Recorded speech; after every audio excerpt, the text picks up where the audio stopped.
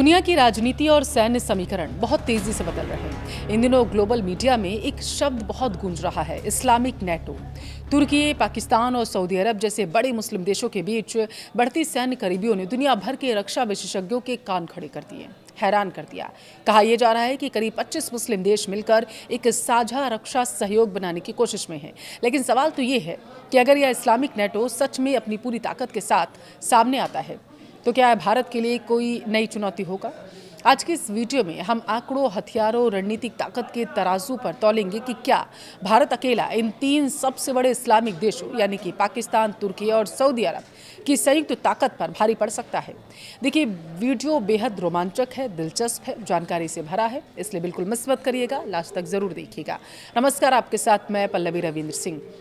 सबसे पहले तो हमें ये समझना होगा कि यह इस्लामिक नेटो आखिर है क्या।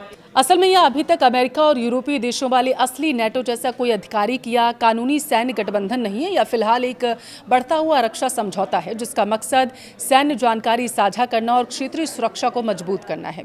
अब क्योंकि तीनों देश यानी तुर्की, पाकिस्तान, सऊदी अरब के अपने अपने अलग हित हैं, इसलिए इसे एक पूर्ण सैन्य संगठन बनने में अभी काफ़ी समय लग सकता है। लेकिन अगर हम इनकी संयुक्त ताकत की तुलना भारत से करें तो ग्लोबल फायर पावर इंडेक्स के आंकड़े चौंकाने वाले हैं। इस रैंकिंग में भारत दुनिया की चौथी यानी सबसे बड़ी सैन्य शक्ति के रूप में हम देख सकते हैं। तुर्की की बात करें तो वो 90वें स्थान पर खिसक चुका है। पाकिस्तान वहां पर 14वें स्थान पर बना हुआ है। सऊदी अरब तो आप उसकी पोजीशन जानकर हैरान रह जाएंगे, वो 25वें स्थान पर है। यानी टॉप 5 में इन तीनों में से कोई भी देश नहीं है, जबकि भारत मजबूती से चौथे नंबर पर काबिज है। आइए अब सीधे आंकड़ों की बात करते हैं। किसी भी युद्ध में सबसे अहम होते हैं सैनिक, एक्टिव सैनिक। भारत के पास इस समय अगर हम देखें तो 14.3 लाख एक्टिव सैनिक हैं। वहीं अगर पाकिस्तान, तुर्की और सऊदी अरब की पूरी फौज को मिला भी दिया जाए तो यह आंकड़ा तकरीबन 13.8 लाख तक ही पहुंच सकता है। यानी ग्राउंड फोर्स के मामले में भारत अकेला ही इन तीनों पर भारी है। हवा में ताकत की बात करें तो यहाँ भारत को थोड़ी चुनौती मिल सकती है। भारत के पास दरअसल फिलहाल तकरीबन 476 लड़ाकू विमान हैं। हालांकि भारत 200 नए विमान खरीदने की तैयारी में है, ये भी हमें ध्यान देना होगा। तो वहीं दूसरी तरफ इन तीनों देशों के पास कुल मिलाकर तकरीबन 900 लड़ाकू विमान हैं। जमीनी युद्ध के लिए भारत के पास तकरीबन 4000 आधुनिक टैंक हैं, जबकि तीनों देशों की संयुक्त ताकत तकरीबन 5800 टैंकों की है। आंकड़े देखकर लग सकता है हथियारों की गिनती में संयुक्त गठबंधन आगे है, लेकिन रुकिएगा, असली खेल सिर्फ गिनती का नहीं होता। युद्ध केवल जमीन और हवा में नहीं होता, समुद्र में भी लड़े जाते हैं। और नौसेना के मामले में भारत का तो कोई तोड़ ही नहीं है, कोई सानी ही नहीं है। भारत के पास 2 विशाल एयरक्राफ्ट कैरियर यानी विमान वाहक पोत हैं, 18 पनडुब्बियां हैं। दूसरी तरफ पाकिस्तान के पास 8 और तुर्की के पास 13 पनडुब्बियां हैं, जबकि सऊदी अरब के पास कोई पनडुब्बी या विमान वाहक पोत है ही नहीं। यानी समुद्र में भारत का दबदबा एक तरफा है।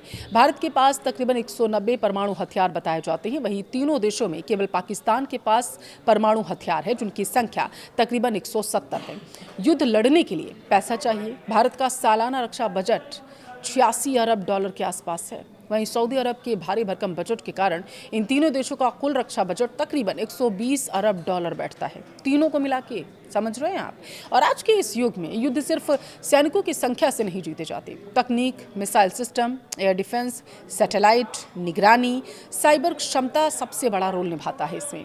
एक तरफ तुर्की अपने ड्रोन के लिए मशहूर हो रहा है, पाकिस्तान अपनी मिसाइलों पर इतराता है और सऊदी अरब अपने पैसे से खरीदे गए अमेरिकी हथियारों पर निर्भर है। लेकिन भारत आज लंबी दूरी की मिसाइलों यानी कि अग्नि 5, ब्रह्मोस, अचूक एयर डिफेंस सिस्टम, तेजी से बढ़ते स्वदेशी रक्षा उद्योग यानी मेक इन इंडिया पर काम कर रहा। जब युद्ध लंबा खिंचता है तो देश टिकता है जो अपने हथियार खुद बनाता है, वही देश टिकता है, ना कि जो आयात पर निर्भर होता है। इसके अलावा भारतीय सेना का युद्ध कौशल और भौगोलिक परिस्थितियों यानी सियाचिन से लेकर थार रेगिस्तान तक लड़ने का तजुर्बा इन तीनों देशों की सेनाओं के पास है ही नहीं।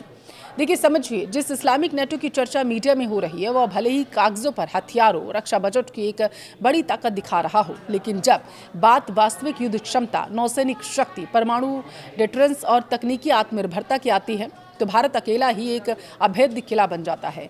सदस्य देशों के अपने राजनीतिक और क्षेत्रीय विवाद जैसे तुर्की और सऊदी अरब के बीच वर्चस्व की जंग है।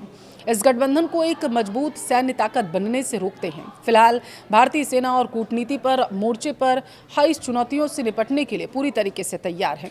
आपका इस पूरे मामले पर क्या कहना है? भारत कैसे इनसे बेहतर है? मुझे कमेंट में जरूर बताएं।